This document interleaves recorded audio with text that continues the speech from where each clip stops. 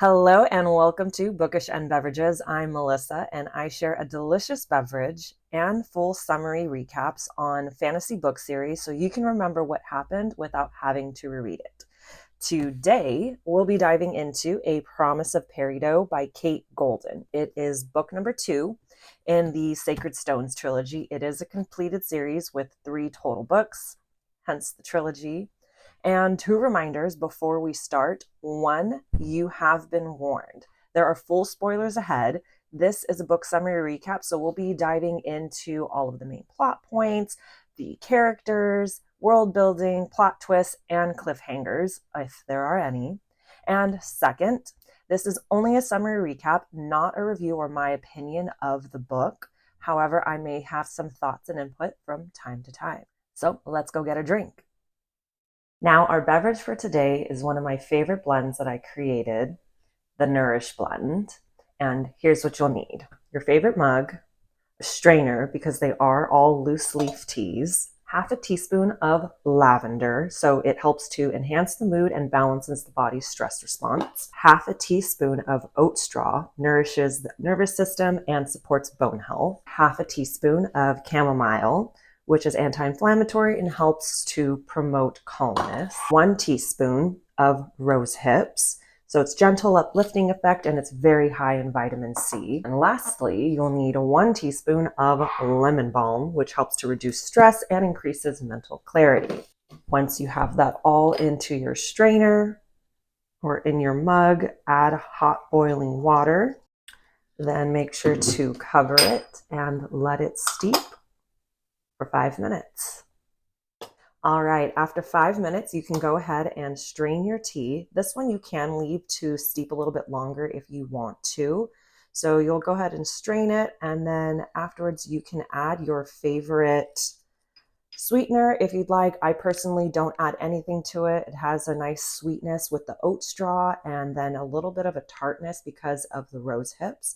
So I recommend giving it a little try before you add any sweeteners and see how you like it without it. And if anything, you can always add some of your own. Cheers.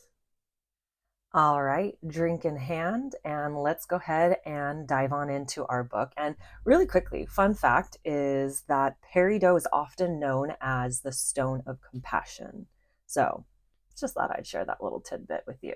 So this book actually is a dual point of view between Cain and Arwen, and we leave off after a Dawn of Onyx, after the Garnet Kingdom and the Amber Soldiers and the Fae King all came and ambushed them at Siren's Cove, which is the capital of the Peridot provinces. So now it's been 10 days since the battle, and our crew is still sailing for the secretive kingdom of Citrine despite the unforgiving storm that they've been weathering. So our girl Arwen, she's a little upset still with our Shadow Daddy Cain. And she's also grieving her mom. She's waiting for her powers because after she had that episode where she unleashed her deadly powers and wiped out all of the enemy people. So she's still reeling from that.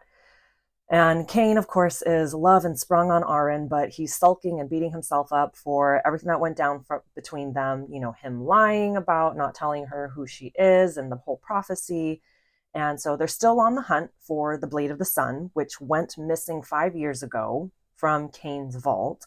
And Dagon, our grumpy old coworker, he's over there searching in the Garnet Kingdom right now. And after many drunk nights with Amelia and Griffin, trying to figure out what they're going to do about the prophecy, they finally make it to the kingdom of Citrine. But kind of, there's a little catch. So Arwen goes on up to the deck, and finally the storm has calmed down. The sun is out, and there's nothing around, just open water for as far as the eye can see. And it turns out that the kingdom of Citrine is actually below water on the ocean floor. So Mari spells everyone to be able to breathe under the water, and they catch the funnel, Finding Nemo, the Australian current style, and takes them to the city of Azarine, which is the capital of the kingdom of Citrine. So Citrine does have its own atmosphere and is powered by mer magic, and it is one of the safest kingdoms and has never been breached because of this. So everyone on board, that's about 40-ish people that made it out of Peridot, which is now under Amber control, is making their way downtown, and they're walking fast, and faces past, and then a sword is at Arwen's throat. Oh shit, they're surrounded by Citrine soldiers, and the king and queen of Citrine have finally released everyone, and Eryx, the lousy king of the fallen Peridot provinces, explains their situationship and asks for asylum. Arwen happens to catch the eye of Prince Pretty Boy Frederick, and the queen was constantly throwing shade at Cain for bailing out on his betrothal to their daughter, Princess Sarah. Yikes. So no wonder why they don't want them there. Of course, Cain went ahead and screwed things up again. So things aren't off to a great start, and they're told that they can stay, but only for one night. But the queen and king did agree to a more private meeting with Cain. So turns out the king and queen already know the 411 on Arwen and the prophecy. So they know that she is the Fae, the full-blooded Fae. They're still pissed about Cain being the runaway groom, and in an effort to convince them to aid them, Cain makes them a deal. All right, so Princess Sarah will wed the next Fae king of Lumera, and Lumera is the Fae realm. And since Cain wants to remain the king of Onyx, and he promises in exchange for refuge for everyone that traveled with them when they arrived to their city. So, with the green light to stay, Griff and Cain hatch a plan to meet with the Crawford the Collector to dig up more information on the Blade of the Sun and its whereabouts. Finally, later on, Mari convinces Arwen to join her for a night out in the town. So they get dinner, they're drinking, they're dirty dancing, and they finally go for some dessert. All of a sudden, they hear some pleading voices coming from the back of the cafe. And of course, Arwen has to make her way back to the hidden room back there. And who does she find? She finds Cain, Griff, Ryder, Prince Pretty Boy, all playing card games with Crawford the Collector and two of his thugs. So, of course, Cain and Griffin try to get Arwen and Mari to leave, but just to spite them, they decide they want to stay for some gambling games. But Mari and Arwen don't have coin to play, so they're going to be using their clothes for currency. A little bit of strip poker, anyone? So they're playing the games, the clothes are coming off, and the tension is building. The guys are having a pissing contest over the ladies, of course. And so finally it comes down to the last hand, Arwen against the Crawford the Collector. She's down to her last garment, and they both go all in, and the wager is that she'll either be naked or he has to show her a rare, valuable weapon. Cunning, because Cain did tell her before they went back into the game about Crawford and what they're trying to do. Thank God he finally told her something. Arwen happens to be the winner, and Crawford and his cronies try to leave, and things get a little violent. So everybody else leaves, but it's only Cain, Arwen, and Crawford left, and the interrogation begins. And it turns out the Collector knew who Arwen was the whole entire time. And the Blade of the Sun is in the mysterious and deadly Reaper's Cavern back in Peridot. So they're going to have to make a trip back to enemy territory. And Cain happens to just kill Crawford. Oops, he broke his promise to the king and queen about no bloodshed and not using his light. Well, we'll see how things go. So they find the map that they need to locate where this cavern is and where the blade is. But when they leave the little cafe, Prince Pretty Boy was waiting outside for Arwen, and Arwen and Cain get into a verbal sparring match that ends up leading into a passionate lip-locking match instead. But Arwen stops the kiss because she's still heartbroken and reeling from his betrayal. Later, Dagden, our grumpy old coworker, has returned, and he's in Azarine, but he's on a mission to persuade Arwen to join Mari and Cain to find the blade back in the Peridot provinces. So he and Arwen go to train her skills in the sword and also in light with an E.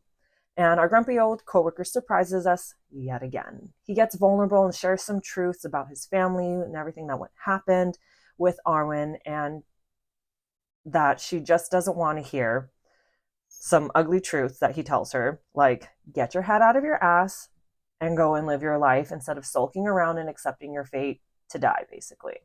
So he finally breaks through to her, and she admits that she fell in love with Shadow Daddy Cain. She just feels betrayed. but she finally agrees to go with Kane and Mari. Kane and Mari are about to set off on their East Australian current funnel back up to the top of the water of the ocean, and suddenly Arwen and Griffin comes to join them. Huzzah! And our Prince Pretty Boy also happens to join them last minute, so let the adventure begin with this group of Goonies. So Kane and Griff both morph into their creature forms and they fly off to Peridot. They land in the jungle just outside of Frog Eye, which is on the western side of the Peridot provinces, while Siren's Cove is over on the eastern coast. And this is where they set up camp. Arwen and Prince Pretty Boy set off to go gather firewood. They gossip a little bit, flirt a little bit. And so this band of misfits eventually gathers together for a little campfire sesh for dinner. And then Kane brings out his little loot entertainment. And then the next morning, they set off for the cavern. They find it. But before Arwen and Kane enter the cavern, he tells her why he calls her Bird. Because he felt hope the first time he met her, and birds represent hope. I just thought that was sweet and I had to include that. So anyways, they're wandering through the cavern, and then they find a man from the Courts of Rose. And just as everyone is getting acquainted, the cavern begins to rearrange itself like the Triwizard Maze, and their way out originally is blocked. Arwen has a panic attack. Kane helps her overcome it by stoking her anger yet again, because, our boy knows how to pull that out of her. But they continue on through the Triwizard Maze, and Kane delights Arwen with another world-building story, this time about the Fae gods. So they're immortal beings who created all the realms, including Evendel. And the 9 original Fae gods created the 9 stones as well as the Blade of the Sun. So finally, they come to a narrow bridge. Think of it kind of like the parapet on Fourth Wing. And just beyond the archway is like gold and jewels. And below in the pits are these reapers, hence Reaper's Cavern. So they're basically kind of like these weird ass like snakes with piranha faces. Deadly, very fucking deadly. And so they're in the pits below. And of course, the Wandering Rose Man, he decides to go across first, despite what everybody else said. And he ends up falling to his death. But the Triwizard Maze ends up shifting again and closing up the parapet to make it easy for everyone to get across. So then they get across and they figure out that the original archway is actually a trap, and the real entrance is a small tunnel that's off to the side, but only Arwen and Mari are able to fit because it's a small hole. And so in they go, and all the treasure is there, but there isn't the blade that's calling to Arwen, because just like in this, a little light calls to light. Just as they're looking around, Mari goes and happens to touch the ledger that the dead Wandering Rose Man was looking for, and then all the enchanted candles in the place blows out. So the cavern is starting to collapse on itself, Cave of Wonder styles from Aladdin. A falling rock falls on Prince Pretty Boy's legs, smashed it up pretty good, and then Griffin is ordered to take the prince and himself to safety while Kane tries to free the girls. But the cave walls they keep rebuilding themselves no matter how hard Kane kind of goes and punches through. And Arwen and Mari say that they found another way out, and Arwen begs Kane to leave. So he goes, catches up with Griff and the prince, and they barely make it out of the mouth of the Cave of Wonders, and then it shuts closed, and it's just pure stone mountain. Later, we're tracking with our girl Arwen, and she finds a secret door that's leading to a passageway out. Whew, thank God. And it starts caving in on itself as the girls start to sprint for their life through the stone maze. Eventually, Arwen finds one pocket where she's able to push Mari out through a narrow passageway, but she's not able to get out herself because then it closes. So she keeps running on deeper into the cavern. Arwen sees a light at the end of the tunnel finally, and she jumps off of the cliff into the lagoon. But once she lands into the lagoon, she passes out. But she is saved by a pirate named Studs. So Studs and his men agree to help Arwen find her camp near Frog Eye before they set off to Smuggler's Beach, which is up on the northern coast. So they're walking and talking through the jungle, and then suddenly an arrow goes right through Stud's eye. All of his men are killed instantly, and Arwen turns around to escape. And guess who she runs into? Chicken shit fucking Halden. Ugh! Can't with this guy. All right, so back with Kane and his crew. So Kane, Griff, and Fedric, the prince, are figuring out what to do now. Then suddenly Mari comes upon them, and she explains what happened to her and Arwen after they separated their ways, and Arwen isn't with her. So Mari casts a binding spell on Kane, which links him to Arwen, and he's able to find her, but he's also able to feel everything that she's feeling and experiencing. So then he senses that she's being bound and taken, and he takes off looking for her. Now, chicken shit Halden took her to his tent to interrogate Arwen about the blade. But Arwen refuses to give up information, and so Halden uses a fire poker and starts to brand her stomach to torture her for information. But she is still not giving in, and after several times, Arwen's light power finally comes back, and she gets herself free. She burns Halden and his tent, and then so she makes a break for it, escapes from the tent, and is running through the jungle when Kane comes and rescues her, and he carries her back to their camp. Arwen wakes up, she's still healing from her wounds, and her light powers are still a little MIA for the most part, but she's able to heal herself just a little bit. But then she finds out that something happened to Prince Pretty Boy and goes to his tent, and he's seen better days, and he has his broken leg, and he's not doing too hot. So she begins to distract Fedric to help him heal his leg, and she recounts what happens and reveals that Halden let it slip that there is a seer, that the seer of the original prophecy has a daughter. So Arwen and Prince Pretty Boy are left in the tent and have a little heart-to-heart chat, ending with a gentle kiss. Oh shit. And of course, right on cue, Kane walks into the tent and finds them lip-locked. Ooh, that hurts. Low blow. So he storms out and Arwen chases after him. They're arguing, what's new, and then some bandits show up. Fuck. So the fight montage begins, and Arwen and Kane versus the 40 bandits. They pretty much destroy them all, and there's only one final bandit left, but Mari and Griff happen to come out of their tents just at this time to see what the hell is going on, and the bandit releases his arrow right towards Mari's chest. But she is fine, and her amulet is gone, and she is freaking the fuck out. So Mari finally confesses to her that the amulet held no power. And now Mari is pissed that Arwen lied to her all this time, and the cat fight breaks out. Mari lays it into Arwen with truth bomb after truth bomb, and then eventually Arwen and Frederick go back to his tent for a private little chat, and she reveals the truth about herself, that she is the Fae from the prophecy, and then she friend zones him. So they're starting to get packed up and ready to head out, and then as they're packing up, Mari suddenly goes unconscious as if she's been petrified. So change of plans, and they're off to the Onyx capital of Willow Ridge. They arrive at Briar's home. So she is the witch that the amulet Mari had. It's from her lineage. And so she was the one that created that amulet or imbued it with her powers. So then Arwen tells Briar everything that happened with Mari, and then so Briar goes to see her. And then so we find out some background information on Briar. She's a powerful witch that helped Kane during the rebellion, but during the rebellion she lost her husband, her home, and everything, and she was one of those that fled to Onyx for safety. Briar figures out what's going on with Mari. Basically, the amulet contained a protective spell that she had originally created for Kane's mother, because that's actually, or was, her best friend.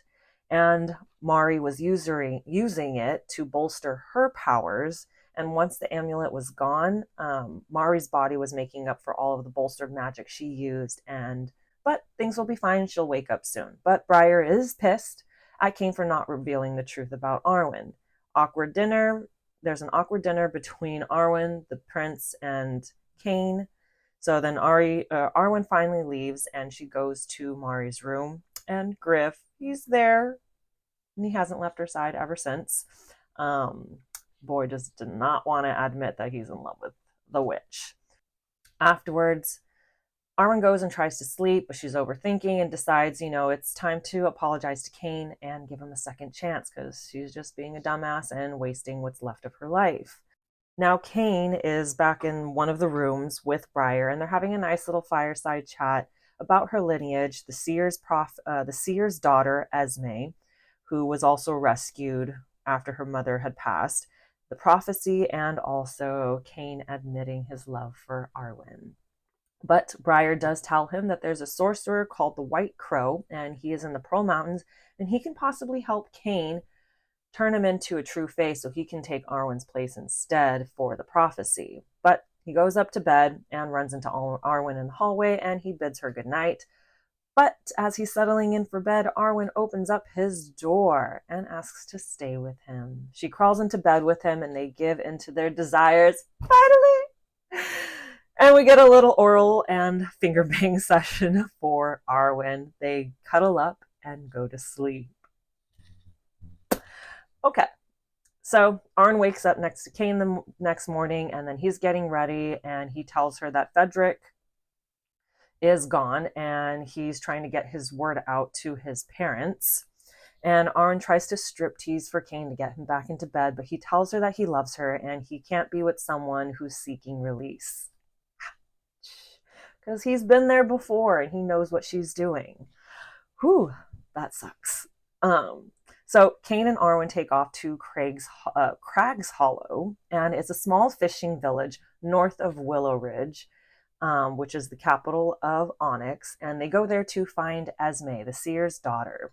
So they get to her shop, and she confirms that she doesn't have any gifts from her mother, and her husband was taken by the Amber Soldiers, and she fed them false visions to get them to go away. So Arwen tells her that they'll be at the pub if she decides to change her mind and help out in any way that she can. So Arwen fills in a confused Cain and tells him that she had a daughter who might be the seer that they're seeking, even though the seer's daughter said she had a boy, but it wasn't a boy that Arwen saw. So 4 hours of waiting, and they're drinking in the pub. The little girl, Beth, shows up. And guess what? She's a seer and a mind reader. She tells them that the blade of the sun is still in Onyx, and it has another master, but it yearns for its mate, Arwen, the daughter of the gods. Hold up. So we find out that Arwen's father was a fae god. Her mom knew the pregnancy would probably kill her, and her stepfather knew what she was all along. So Beth says that it's possible for them to find another way for the prophecy and to kill Lazarus, the evil fae king. And it's the way of the crow. Didn't Briar mention something about a crow? But the cost will be greater than Arwen's life, and that when the time comes, she'll have to make the deal. But Beth doesn't have anything more than little bits and pieces to the prophecies that she sees. Cain and Arwen are caught in a raging storm in Crag's Hollow, and they decide to stay the night in Cain's cottage, which is in the little village. So Arwen is guilt-ridden over causing her mom's sickness and killing her, and in order to comfort her, Cain tells her the story of what happened during the rebellion about his mother and his brother Yale, and because of him leading this rebellion, that they died because of him, and that, she can't be the one after all this time to feel responsible for her mom's death. And so Arwen breaks down and admits that she doesn't want to die, that she's scared, but she does want to end the fae king. Glad we cleared up, had our little emotional vulnerability between the two. And the next morning, they receive word that Mari, Griff, and the prince are all at Shadowhold, along with all of the Onyx and Peridot refugees, because Citrine kicked them out, fearing being aligned with Onyx and how that will be perceived by the enemy. Cowards much? So back at home, Arwen calls it home finally, in Shadowhold, Mari and Arwen make amends and catch up on guy drama, aka everything with Griff, and also Mari's magic. So the guys also walk into the throne room. Cain and Frederick, of course, are whipping their dicks out over Arwen. And so Arwen pulls Frederick aside and tells him that she won't be going back to Citrine and taking him up on his offer, and that she's admitting she's in love with Cain. Fucking finally. She's saying out loud. So bye-bye Prince Pretty Boy, and back to the city of Azarine he goes. So with Ryder's help, Arwen figures out where the blade is. It's on Hemlock Isle. Arwen comes running to find Cain, and finally she tells him that she's in love with him and where the blade is. It turns into a passionate and steamy sequence, and Arwen goes down on our Shadow Daddy Cain. They finally bang it out, and Arwen is no longer a virgin being touched for the very first time. So, of course, they go for round 2, and later they gather with everyone else for a meeting. King Eryx leaves to go with Prince Frederick back to Citrine to help try to convince the king and queen to help them in their efforts. Mari is sent to go study under Briar and cultivate her magic more. And Arwen and Ryder finally have a heart-to-heart chat. Cain and Arwen finally set off for the Hemlock Isle, and it's a prison island that's off the coast of Crag's Hollow in the Kingdom of Onyx. There they are trying to find Killoran Grimm. He is the warlord and self-declared king of Hemlock Isle. But as they're chit-chatting with him in his throne room, they are ambushed by Killoran's men. Cain is shackled with Lilium chains, and these chains, well, the Lilium suppresses Fey power. So Killoran intends to harvest Cain's light with an E so that he can sell it and continue being the most powerful person in Hemlock Isles. And unfortunately, Arwen is knocked out, but she wakes up and she's on a weird-ass web that's tied between the trees and 2 platforms. She's restrained in silk, and she's ready to be tonight's entertainment. So Arwen goes up against the venomous Spider-Woman, but things aren't looking too hot.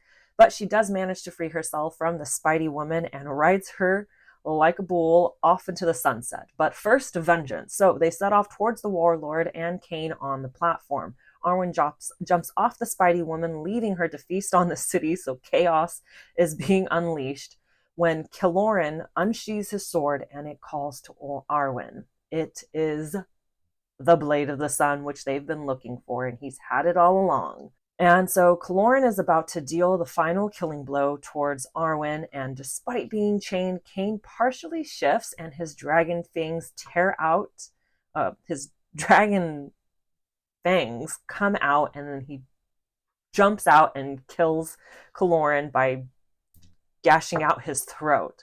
So before he dies, though, Killoran does land a final blow and stabs Cain with the Blade of the Sun. But Arwen removes the Blade of the Sun from him, and then Arwen and the blade both start glowing, and she goes into like a Kill Bill mode and slices through all of the other Goonies that are trying to kill them.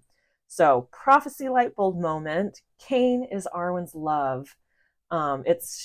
He's literally her heart, and so she literally found the blade in Cain.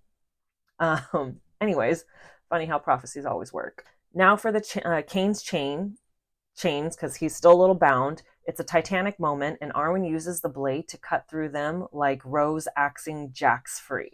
So Cain is too drained to shift, but they spot the evil Fey King and in his wyvern form, with none other than chicken shit Halden riding him. So no way to outrun them. Arwen leaps off the platform, accepts her fate, and towards the evil king with the blade. Arwen lands on the evil king's back, and then she plunges the blade into him, but it's not working. So she starts fighting Halden, runs him through with the blade, and he goes up in flames. Goodbye. Finally, you fucking chicken shit. Anyway, so she tries again to stab the evil king in the neck, but it's a no-go. It's just not breaking through. And she ends up falling from his back, and she begins to plummet, but the evil king catches her by impaling her on one of his claws. And from Cain's point of view, he watches her die, and the evil king disappears. Griffin shows up with Ryder, and turns out that Ryder had told Amelia where Cain and Arwen went. So Amelia has betrayed them to save her people. Cain is hellbent on revenge. Now for our epilogue. Arwen is alive. She's being held and restrained with Lilium, but she's also being healed. And at the same time, she's being drained of her light, so she's not really able to use it. And of course, the evil king is in the room, and he tells her that they are betrothed and he is keeping her alive to breed full-blooded Fae heirs. What the fuck? Talk about a Clearly, that was the cliffhanger I did not expect. And stay tuned for A Reign of Rose. And if there are any series that you do want summary recaps on, just comment below. Also, if you enjoyed the summary recap, please like, subscribe, and share with your fellow book lovers or anyone who might find this helpful. I really appreciate you watching and listening, and thank you so much.